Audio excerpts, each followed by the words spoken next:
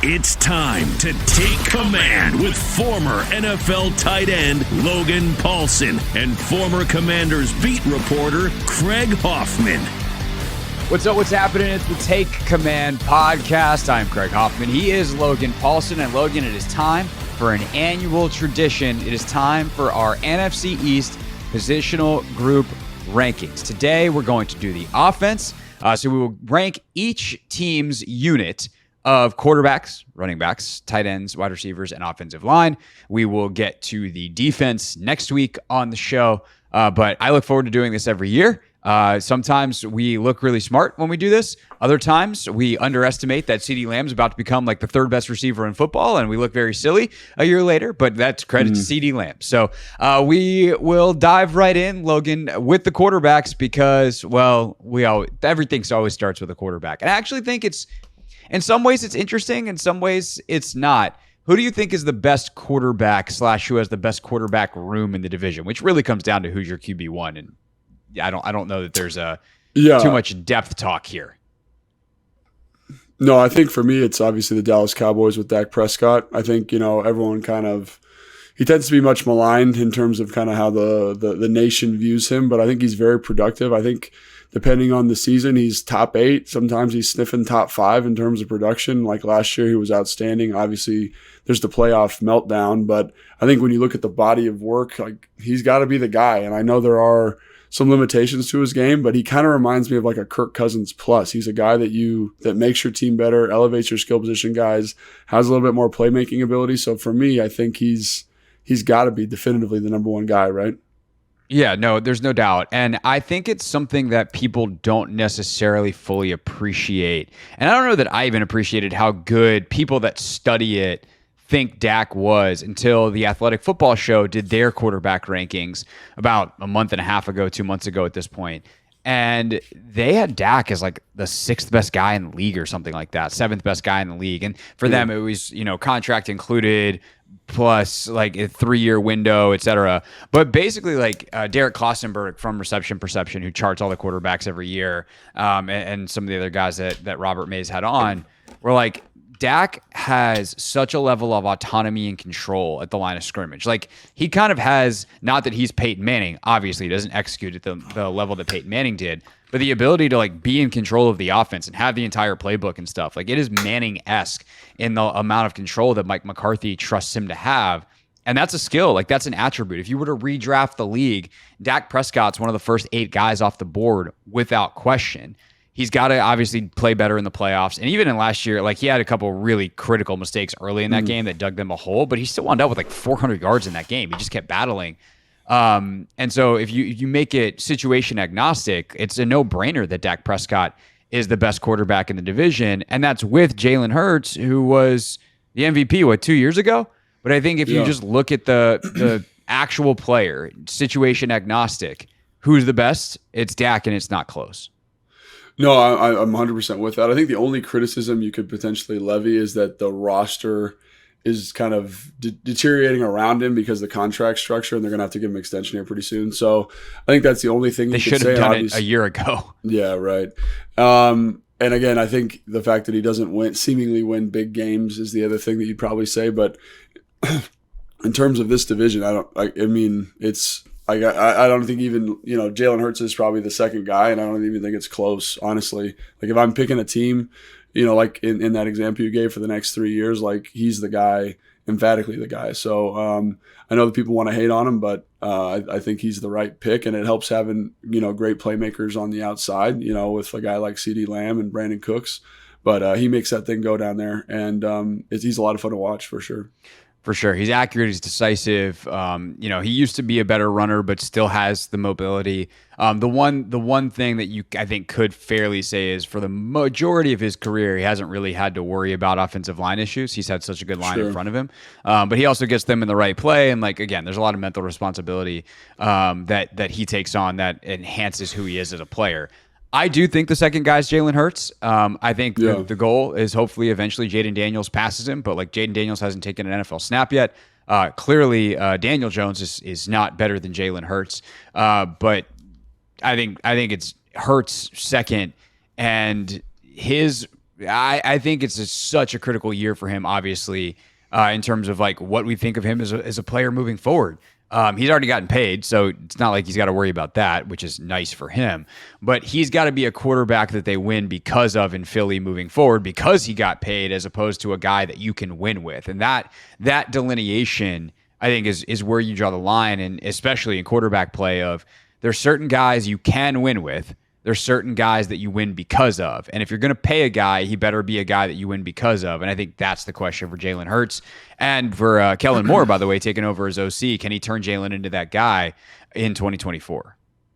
Yeah, I 100% agree. And I think they're, watching him in the first 10 games or so last season, you kind of thought, oh, maybe he is a more dynamic playmaker than you want to admit, right? Like, at least I wanted to admit. But I think you still saw some of the issues from like a technical quarterback perspective, holding on the ball too long, not anticipating throws, not trusting space in the defense, which leads to him holding the football. And it works out well for him because that offensive line there is just that good, that he can hold the ball back there and make those plays. Also, I think getting away from running him really hurt what he was able to do throwing the football. It kind of presented more complicated coverage structures.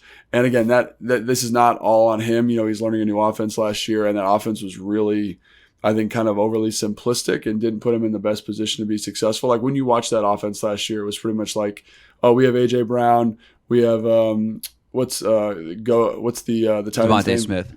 Dallas Goedert. We have these three guys that can win. Our offensive line's awesome. Like Jalen, go figure it out for us. And so there's like a lot of off schedule stuff. And it's just, and again, that's very applicable in today's NFL, but it's just hard to live like that all the time. And that's kind of what they were doing. And they didn't run him as much. He went from being the quarterback that ran the most, had the best running percentage in 22 to the lowest or the worst in 23. So it was a pretty dramatic shift. And it really, really hurt that offense, I thought, because like they went from kind of this, it was like such a brilliantly innovative play. Now everybody in college done it, where it's like, it's a zone read to a pass concept to a run. So it's really, truly triple option, but kind of structured for the NFL. And and he ran that masterfully. So he got a ton of completions. He got a ton of rushing yards. And then he took that out of the offense, and I think it really hurt him. And I think the other thing there with the contract is they always, when they were good, so for the last 3 or 4 years, they relied on being the better roster. And they were often the better roster for a very long time. And now, because of the contract structure, I think it's starting to level out a little bit in terms of guys they can re-sign. Their right guard from 2 years ago, who was maybe the best right guard in football, leaves and goes to Detroit. They have to fill that need with a rookie, Tyler Steen from Alabama, right? So it slowly kind of eating away. And you look at the receiver depth at the moment, it's nobody. It's a bunch of rookies because they can't pay anybody outside of that first room. So and as a result, to your point, a lot of responsibility falls on Jayden, or Jalen, to make plays. And to me, I'm just not confident enough, if he's not running the football like he was in 22, that he can do that exclusively as a passer. Yeah, the way Howie Roseman, their GM, has built it is really interesting because they've paid most of their stars. And it's like, hey, these guys are worth it. We'll fill it out. And I actually don't necessarily disagree with that strategy. It's like, hey, you want to know who wins football games? AJ Brown, Devontae Smith, Jalen Hurts. They've got guys that can help you win games, and then you fill in the rest with rookies and bargain guys. We'll see though, because that also just eliminates your margin for error in terms of depth, like you said. We'll get to the receiver room in just a few. I think the actual most interesting discussion in terms of rankings, because that's what's really important, Logan. Where are you on podcast rankings?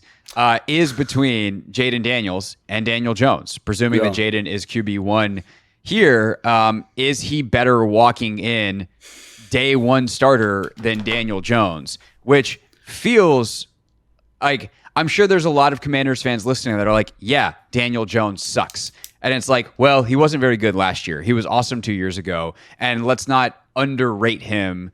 Well, I know, again, for the Commanders fans, it's also like, well, it depends. Is he playing us or not? But, for Jones, like, he's a solid NFL, like, starter that you can win with.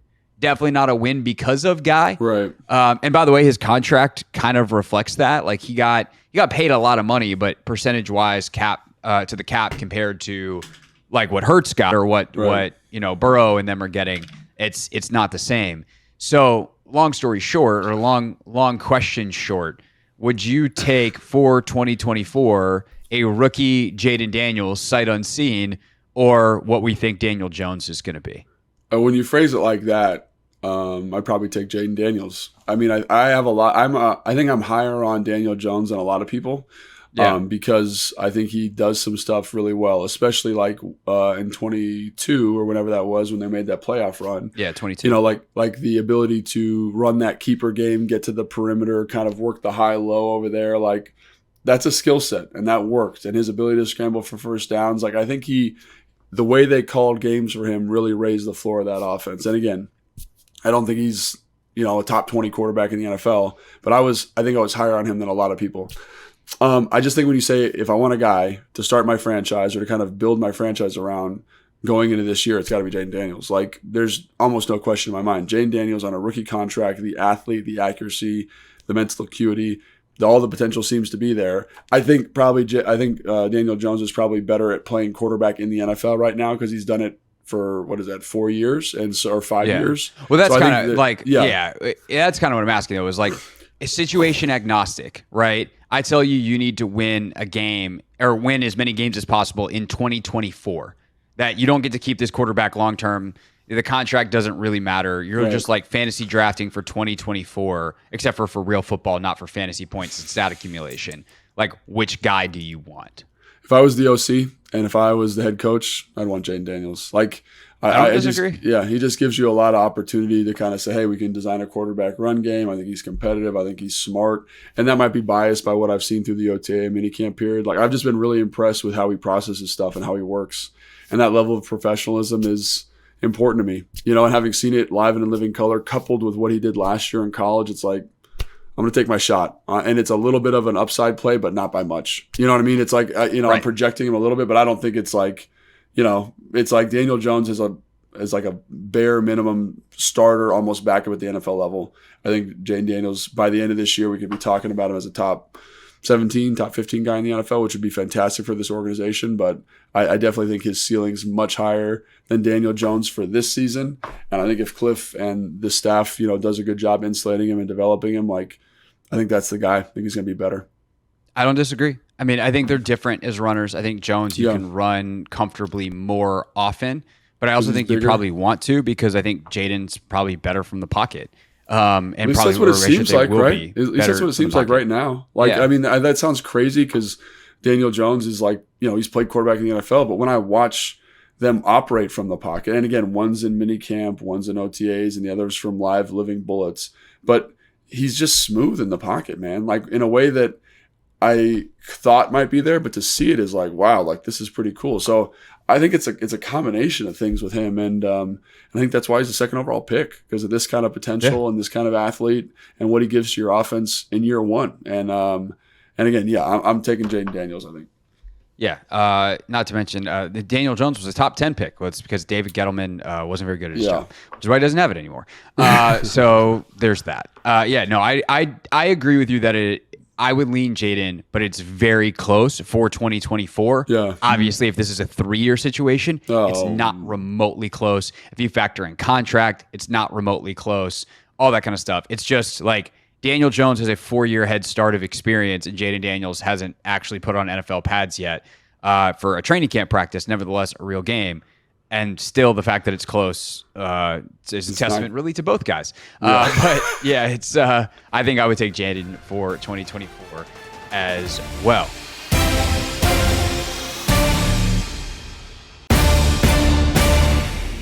To the running backs room, where there was big offseason shakeups, big names going in and out of basically every room. So to recap the state of play here, the Commanders obviously have Brian Robinson and Chris Rodriguez still, but they add Austin Eckler to the room. The Eagles make the biggest splash. They have Saquon Barkley to go with Kenneth Gainwell, Will Shipley.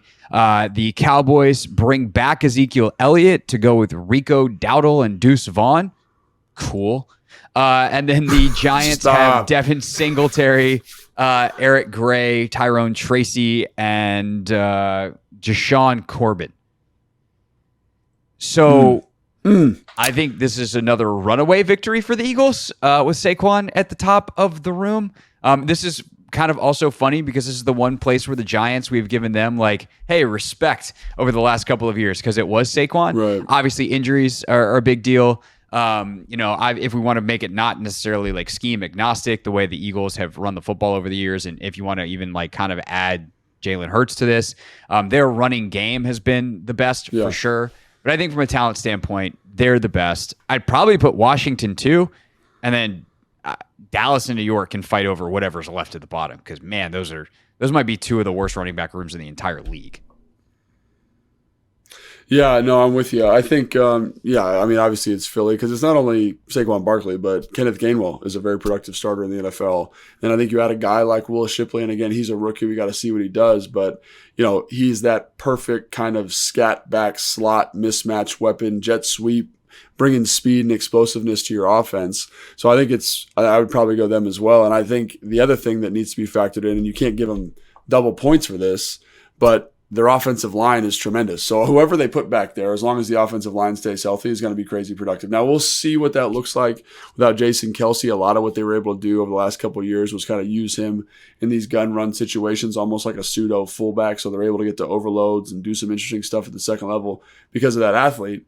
But I look at the bookend tackles, I look at the guard on the left side, Landon Dickerson, and they're going to be able to move some people around. And the idea of getting Saquon actual space to play with, because I'll say this about Saquon.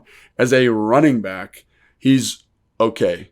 As a playmaker, he's dynamic. So what do you want to give playmakers? You want to give them space. And if I can do that running the football, just handing it to him, like that's exciting. And one of the things that I remember watching, about Philadelphia's run game is it's like because those guys are so good, those tackles are so good at creating horizontal push, it's almost like a punt return. You know what I mean? Like that's kind of how it feels when you're watching. So the idea of Saquon doing that, again, with Kenneth Gainwell, with Will Shipley, I think definitively that might be the best running back room in the NFL. Obviously, I think, obviously, Detroit has something to say about that. San Francisco probably has something to say about that, but it's a very dynamic group, and it's one that, as an offensive play caller, I'm sure they're really excited to kind of get those weapons on the field and maximize them.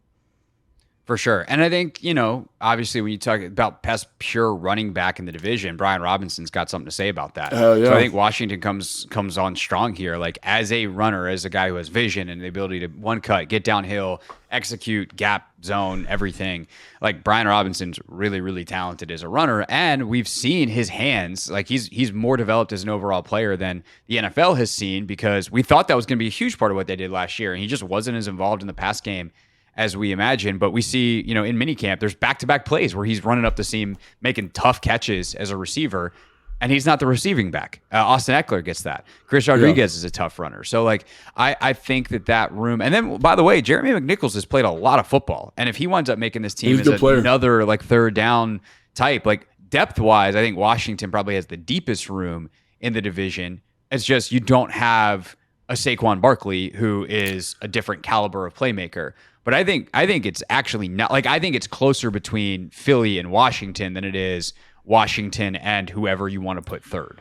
I agree. And again, me kind of hyping up Saquon Barkley and this Philadelphia running back room is not a slight on Brian Robinson. And I think Brian Robinson's a heck of a football player. I really do. I mean, I think he isn't there yet, but he definitely has the athletic potential to be top 5 guy in the league, and I just think about last year, if they would have used him more effectively, run the ball more, we're probably having a conversation about him being 1,000+ yard rusher, maybe a 400-yard receiving guy. And it's like, oh shoot, he's leading the NFL in all purpose yards. Like what the heck's going on? And I think he's got that skill set, and I'm really excited to see what he looks like in this Cliff Kingsbury offense. So that's not to say that there's this great disparity between Philly and Washington, because I don't think there is. I think when you look at what Austin Eckler does, I think he's pretty dynamic, especially with the ball in his hands, the pass protection, the strength that he runs with.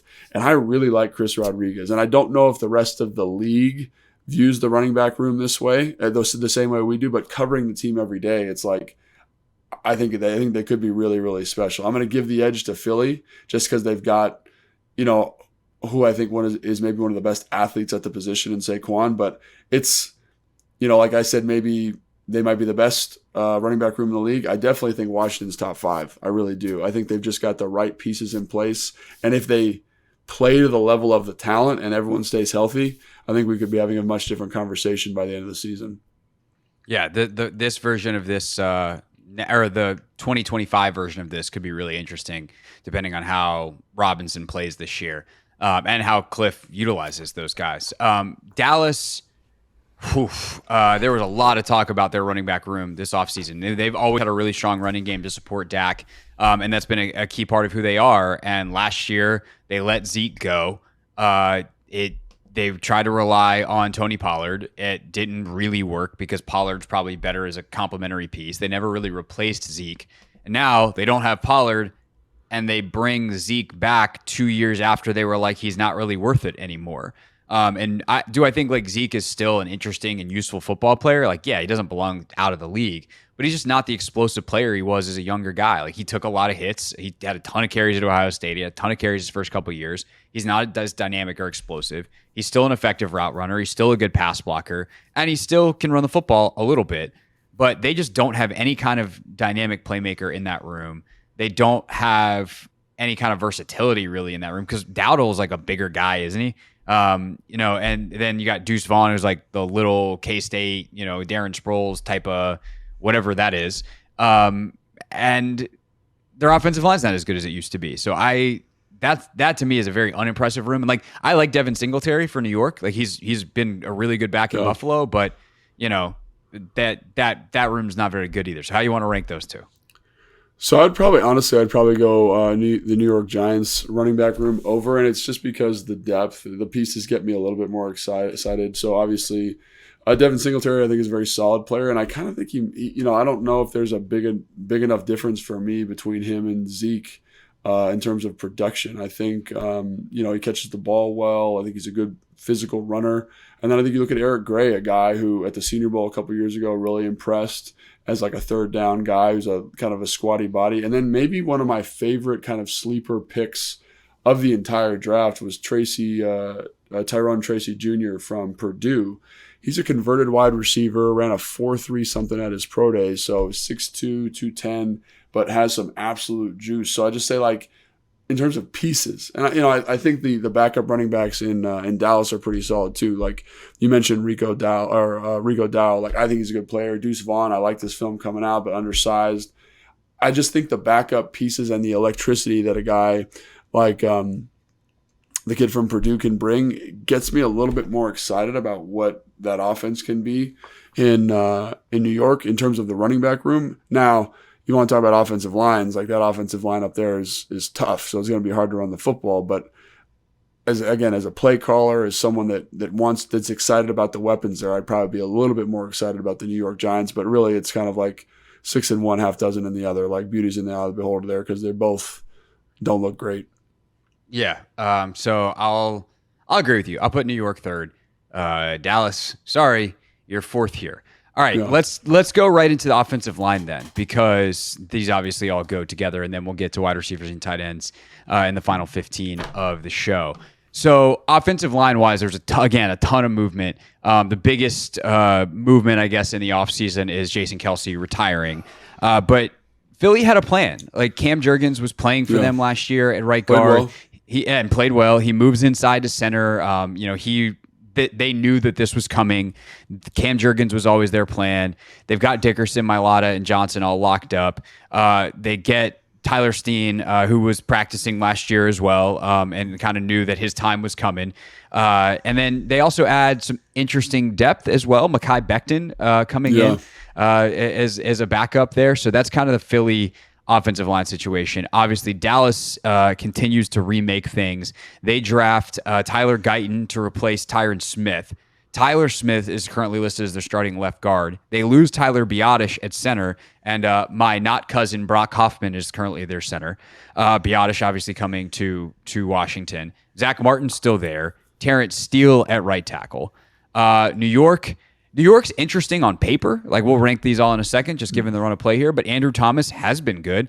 Jermaine El Munor, and then John Michael Schmitz is the rookie center. John Runyon they bring in free agency, and Evan Neal, big giant shrug emoji there. And obviously we know the run of play in Washington. We'll see who's at left tackle, whether it's Coleman, Lucas, or Scott. Allegretti, Biadasz, Cosmi, Wiley will be the other four, barring injuries. So Philly's still the Kings here in the division, even though they lose Kelsey and move some things around.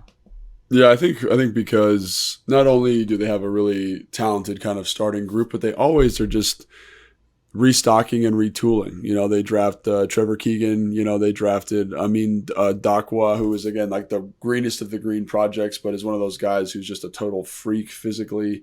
Lincoln Vailaki from Australia, another kind of Jordan Mailata clone there. Like they just do such a good job because their offensive line coach is so good. So you can take a shot on a guy like Mekhi Becton because you trust your offensive line coach to develop him. So I think like just from a talent standpoint, from a physical gifts standpoint, this is the group that gets you so excited. Obviously, Jordan Mailata I think is probably a top 5 left tackle in the NFL. Landon Dickerson's probably top 10 guard. Cam Jurgens remains to be seen, but I think he's going to be outstanding in that role, and I think his physicality and his movement skills are about as close to close to Jason Kelsey as you're going to get. Obviously, Tyler Steen went through his lumps last year, but I again, offensive line coach to get him right, and then Lane Johnson, no kidding, is probably the best right tackle in football, and I don't think it's even close. Maybe the best offensive lineman in football, and you're kind of talking about him and Trent Williams in the same breath, maybe Tristan Wirfs. So I think just the depth, the coaching, the type of professionalism they have at those leadership positions, they got to be number one. Like I don't, again, like they might be maybe outside of Detroit, maybe one of the better offensive lines in football. So I definitely think Philly's the group there. Yeah, Jeff Statlin's the most important guy in that room, the O-line coach who's just been tremendous for decades and decades in Philly. And, if you listen to the Kelsey podcast, To New Heights, like you hear Jason talk about Stout over the past couple of years and just how great of a coach he is, and the development emphasis they have in that room too. So like they're ready when guys go down or when Jason Kelsey retires. Like they do long-term planning in Philadelphia really well, and part of that is having the right coaches in place to make sure the next guys are ready. And I agree with you, Philly's still the top. I think it then becomes interesting because I could make some kind of case for really all 3 teams on an upside level. I think you have to look at realistically, what do we expect from these groups? And I think it probably comes down to Dallas and Washington here. And it's hard for Washington because when you don't know your starting left tackle, that's a tough sell. But also, if you look at Dallas, they have a rookie starting at left tackle right now. So what do we really know about Tyler Guyton and his ability to play left tackle in the NFL? Meanwhile, the best left tackle in the division, not named Jordan Mailata, is probably playing in New York. So I don't know. How do you rank them? Oh god, it's tough. It's tough. So I just want to talk about Dallas real quick. I think Terrence Steele is a serviceable right tackle. Zach Martin, who again is probably a gold jacket type guy on the offensive line, is starting to trend down a little bit. And again, like that's always tough to talk about, but it happens for everybody. Like last year, you just look at I know PFF's not a perfect metric, but he was all blue grades, so 90 plus grades his first 8 years in the league, and then all of a sudden last year he's down in the yellow. So is he declining? Brock Hoffman, interesting. Is Cooper Beebe going to start there? I don't know if you want to start a rookie center. Tyler Smith, really good player, very, very good football player. So I think the pieces there, 3 of the 5 are really, really established. And then Tyler Guyton starting at left tackle is maybe the most interesting storyline for this team because he was one of the more raw prospects. Again, physically tall, long, good athlete, all the stuff you want to play left tackle, but not there yet. So you're going to start a guy who kind of from a quarterback perspective, everyone said, oh, this guy needs to sit for a year. Like Tyler Guyton was the offensive line version of that.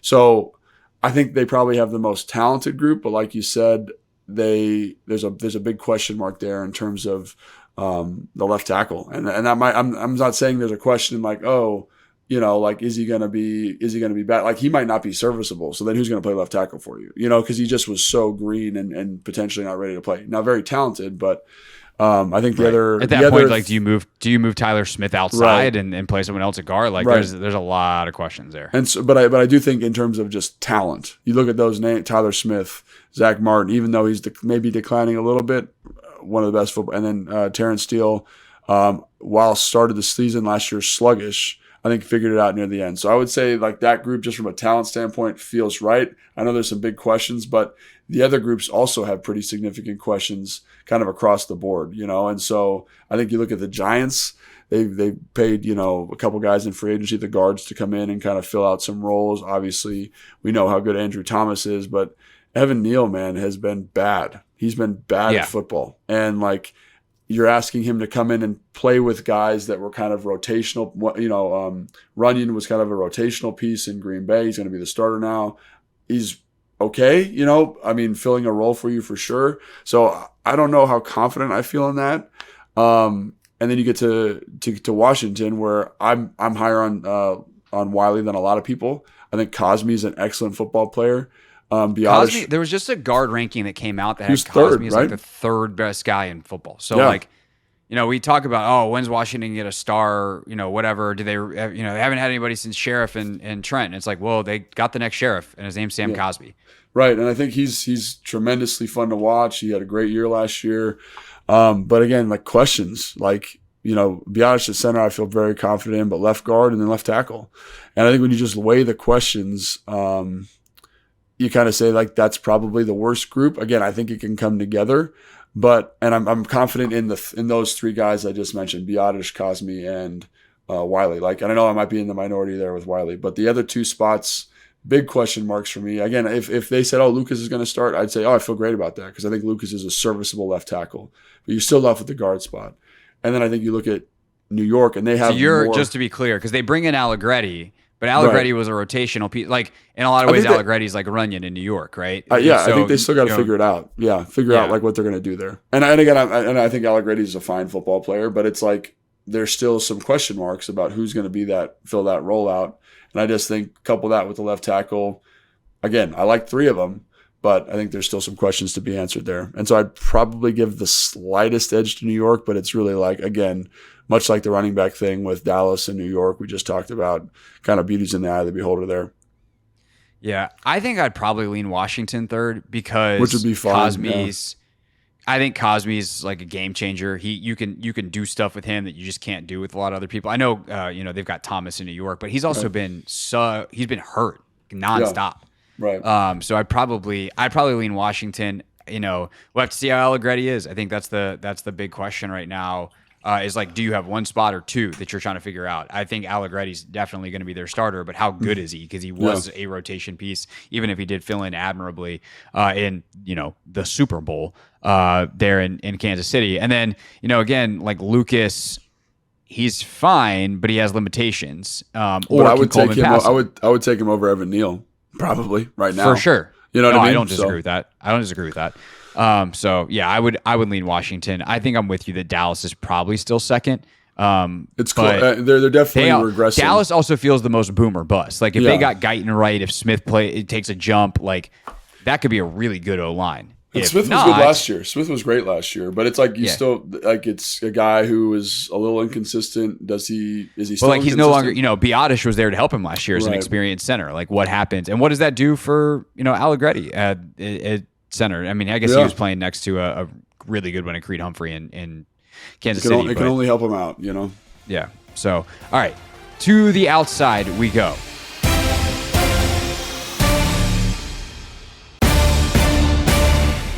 The wide receivers and tight ends. Logan, any particular order you want to go here as our resident tight end? No, I mean, I don't really care. It's all people catching the football. This was the most challenging one for me because like I thought everybody's got pretty good skill position players. Obviously, I think, New York's a little bit you know what I mean? So I'd probably put them fourth. But in terms of the other groups, I think you could make arguments for all of them that they should be the first, the first group. So, let's start with Philly and then kind of go through them from there. Yeah. Well, I was going to say, do we want to separate wide receivers and tight ends or do we want to let's separate lump them all together? Let's separate. That might make it easier to distill like what's actually going on. All right. We'll save the best for last. Tight ends, you're last. All right. Wide receivers. I think Philly's clearly got the best high-end stuff, right? A.J. Brown's the best receiver, or he and CD are right there as 1-2 in the division. But Devontae Smith might be the third guy. Terry's obviously going to want a word there. But Devontae Smith is clearly the best 2 in the division. Right. I think the only argument against Philly is the depth situation, which we did reference earlier in the show, where like Paris Campbell is a threat. He's really fast. He's really big, but hasn't been kind of underwhelming in Indy. Now comes to Philadelphia. They drafted your guy, Johnny Wilson, who's an interesting guy, of course. Britton Covey has been a good punt returner, but how is he as a receiver? Been fairly, whatever. Whereas Washington, New York, maybe there's a little bit more. All right, Dallas, they've got some guys down the depth chart where you're like, oh, that guy's Kevontae Turpin is a weapon as the fourth receiver in Dallas, in a different way than Philly's got down the depth chart. Yeah, I think that's the big thing about Philly, like you just alluded to. Obviously they've got Joseph Nagata, who's again a fine player, but not a big role in any offense, but I think is developing. Jacob Harris is this physical freak, but never really hung on anywhere outside of special teams. They got John Ross, the guy that used to hold the record for the 40 at the combine. They've got some pieces, but it does kind of feel a little bit like the land of misfit toys. Everyone's kind of trying to reclaim some form of glory, and sometimes that works. They come to Philadelphia and everything works out. But I do kind of agree that when you look at Dallas, Brandon Cooks, I think he's a great football player. Jalen Tolbert, good football player. CeeDee Lamb, good football player. You mentioned Turpin. They've got some weapons there that I think are a little bit more, what's the word? A little more established, a little bit more secure. Mm-hmm. They're making it a little bit more confident. And so I'd probably give the slightest edge to Dallas, just because I think I don't disagree. Again, if there's two guys, would you take Lamb or would you take Brown? God, that's to me it's such a stylistic question. Brown gives you the ultimate trump card. He's the true X. It's go in on a vertical, do it. You know what I'm saying? But actually, often does really tremendous work out of the slot.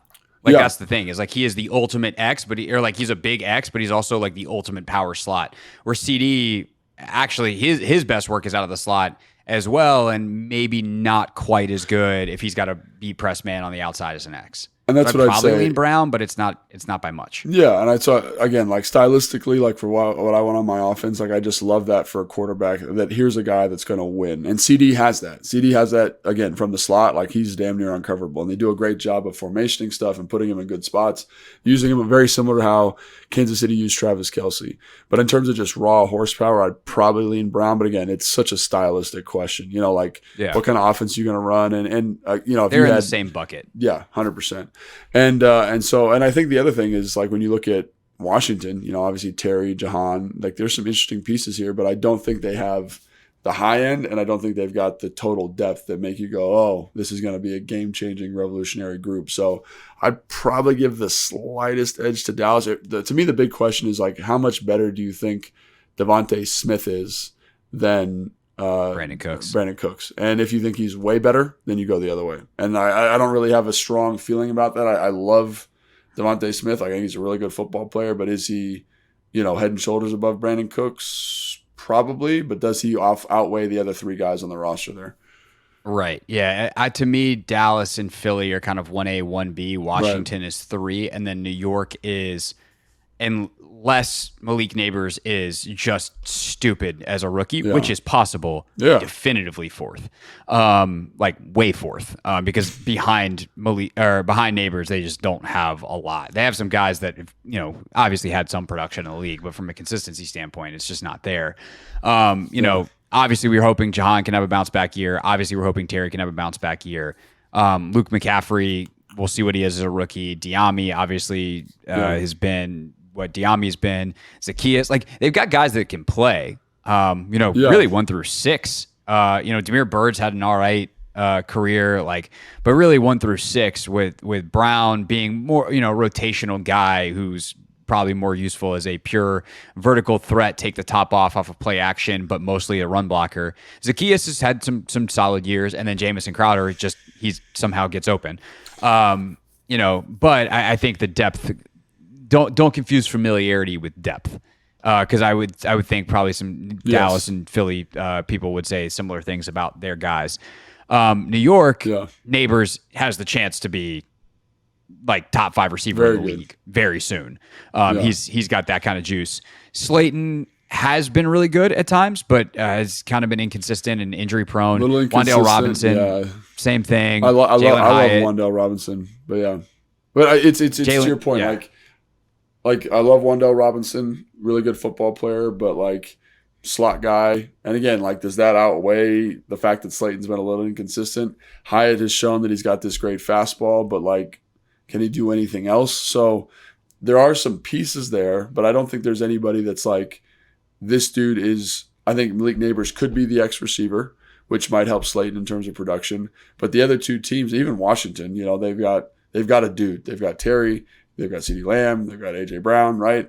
Dudes. And then they've got pretty serviceable twos. Like, I think, if you remember back to when Jahan was a rookie, like how productive he was. And I can't wait to see what he looks like in this offense, especially because it looks like he's working on some of the fundamentals of like beating press and doing some of that stuff. So I just think that the two there is better than anybody else. And then Malik Neighbors hasn't really established himself. So I think that's a pretty clear, definitive list there. For sure. All right. So that leaves the tight end position. Washington, of course, has Ertz, Sinnott, Bates as their top three. Goddard, Uzoma, Calcaterra, the three in Philadelphia. Dallas has Jake Ferguson, Luke Schoonmaker, Peyton Hendershot. And then the Giants have Daniel Bellinger, Theo Johnson, and Jack Stoll. And your boy Chris Manhertz still floating around too as their fourth tight end. Chris Manhertz, right. What a great tight end name. Seriously. Fantastic. Gosh, that's a tough group because I think the best tight end in the division is Goddard. I don't know if there's any pushback on that from you. No. And I think they've got pretty good depth there. The problem is that offense, or at least as it existed, whatever it was, to last year, didn't use a lot of tight ends. They just kind of, were out there. And Goddard was hurt a ton last year, which definitely hurt them as well. Yeah, he was hurt. And I do think Calaretti is a good player, but has not done a lot. Jacob O, I can't say his name, but he was a pretty high draft pick in Denver, very athletic, but hasn't really developed.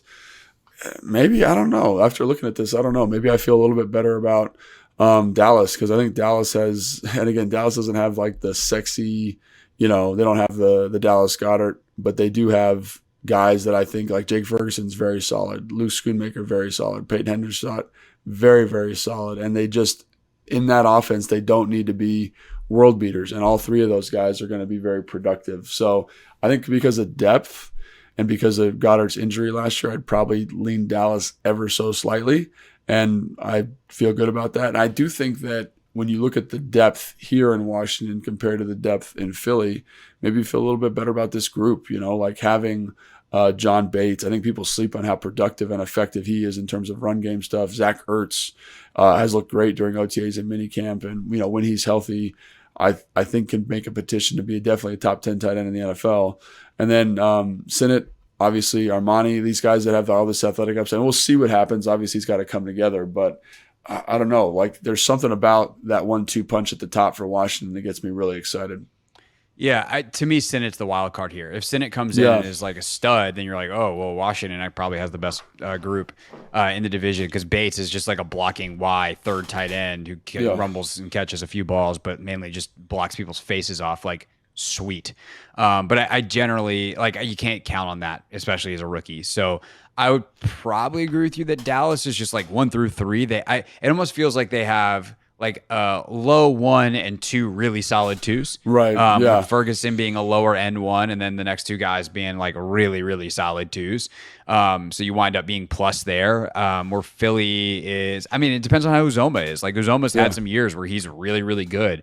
Yeah. So I don't know. I probably still lean Philly. I'd probably go the upside of Goddard, then Dallas, then Washington, then New York. But there's definitely room for fluctuation in this division, depending on especially how few young guys play. Ben Sinnott probably being the biggest one. And the Giants, like, I love Bellinger. I think he plays the position he's a good player.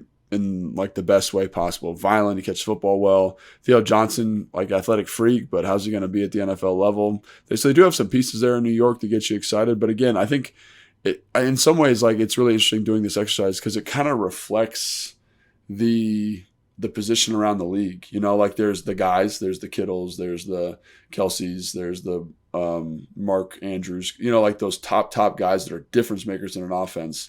And then you get kind of in that middle tier of tight end where it's like it's really scheme dependent and really philosophy dependent. And I think that's why, like, Dallas is interesting because, like, those guys are elevated by scheme, but they work and they're gonna be productive. Like, they're gonna have probably 50 catches, Ferguson, and then the next guy's going to have 25 or 30. You know what I mean? Like they're going to be a very productive group, even though they're not going to be maybe as dynamic as like Goddard, for example. So it really is just kind of perspective and system. There's no guy here like that there are in some other teams, but or like we got to talk about Sam Laporta too. Sam Laporta's kind of in that top tier now also, but there's nobody like that, at least to my eye. There's some very, very good football players though.